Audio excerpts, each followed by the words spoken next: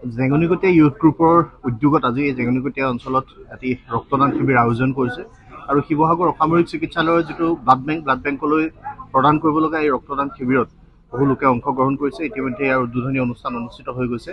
শিৱসাগৰ জিলাৰ স্বাস্থ্য বিভাগৰ যুটীয়া সঞ্চালক ডাঙৰীয়া ইয়াত অংশগ্ৰহণ কৰিছে। ব্লাড বেংকৰ ইনচাৰ্জ ইয়াতে অংশগ্ৰহণ কৰিছে আৰু বহু সংখ্যক লোকে ইয়াত স্বেচ্ছাই ব্লাড ডনেট কৰিবৰ কাৰণে আহিছে, যিটো সমাজৰ কাৰণে এটা ভাল লক্ষণ।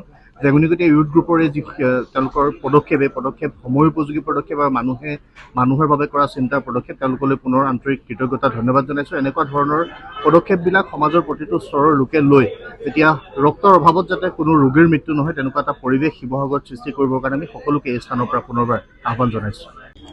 এটা অতি শুভ মুহূৰ্তত আজি উপস্থিত হৈ আছোঁ, যিহেতু জেঙনিকটীয়া ইউথ গ্ৰুপে এটা ৰক্তদান শিবিৰ আয়োজন কৰিছে। প্ৰায় এতিয়ালৈকে ৮০জনতকৈ অধিক ব্যক্তিয়ে ৰক্তদান কৰিছে। গতিকে এনে এক মহান পদক্ষেপ তেওঁলোকে গ্ৰহণ কৰাৰ কাৰণে আমি জাতীয় সংগ্ৰামী সেনা অসমৰ তৰফৰ পৰা জেঙনিকটীয়া ইউথ ক্লাবৰ প্ৰতিজন সন্মানীয় বিষয় বিভাগ কৰ্মকৰ্তালৈ আমি আন্তৰিকতাৰে ধন্যবাদ জ্ঞাপন কৰিছোঁ। আৰু আমি আশা ৰাখিছোঁ যে অনাগত দিনত সমাজখন সুস্থ সবল কৰি ৰখাৰ ক্ষেত্ৰত জেঙনিকটীয়া ইউথ ক্লাবে আজিৰ দৰেই অনাগত দিনতো সদায় কাম কৰি যাব বুলি আমি আশাবাদী।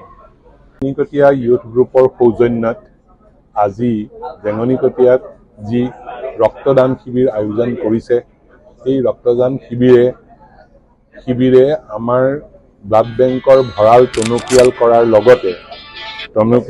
লগতে মানুহবিলাকৰ মাজত ব্লাডৰ সম্পৰ্কে এটা এৱেৰনেছ, সজাগতা এটা আনি দিব। মানুহৰ মাজত ৰক্ত দান যে একো ক্ষতিকাৰক নহয় এইটো প্ৰমাণ কৰিব আৰু ভৱিষ্যতলৈও এনেকৈ আমাৰ ব্লাড ডনেশ্যনত আপোনাক সহায় হৈ থাকিব, যিটোৱে কেৱল আৰ্তজনকে সুখ দিয়াই নহয় আৰু এই ব্লাডৰ দ্বাৰা আমি 2খন জিলা সামৰি ল'ব পাৰিম, শিৱসাগৰ আৰু চৰাইদেউ জিলা, আৰু লগতে সকলো ধৰণৰ প্ৰাইভেট নাৰ্ছিং হোম বা গভৰ্ণমেণ্ট হস্পিটেল আৰু লগতে চুকাফা ইত্যাদিৰ দৰে হস্পিটেললৈকো এই ব্লকটোৰ যোগান টনকিয়াল কৰিব। ধন্যবাদ।